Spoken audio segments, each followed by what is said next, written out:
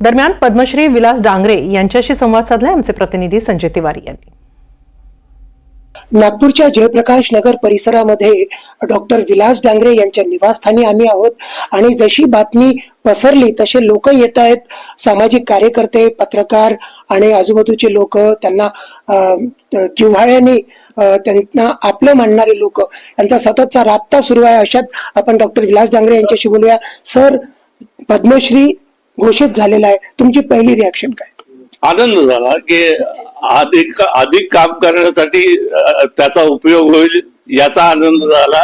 आणि जगता आले तर जगून पाहावे, करता आले तर करून पाहावे, आपले आसू सर्वच पुसतात, इतरांचे आसू पुसून पाहावे, हा मंत्र मला साकार करण्याची संधी मिळाली। सर, 50 वर्षांपेक्षा जास्त काळ होतो आहे सेवाभावी डॉक्टर म्हणून तुमचं नाव लौकिक इतकं आहे की मध्य भारतात कदाचित एखादं गाव असं सापडेल की जिथे तुमचा रुग्ण सापडणार नाही।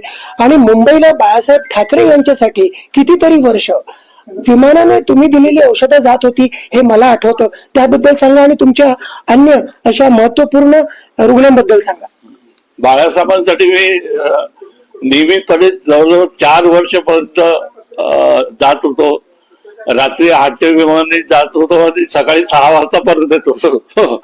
आणि 2-4 तास औषधाचं काम झालं, म्हणजे वैद्यकीय काम झालं की इतर चर्चा होत होत्या। आणि अशा पद्धतीने त्यांच्या घनिष्ठता वाढली आणि त्यांच्यावर औषध देण्याची आणि सेवा करण्याची संधी मिळाली।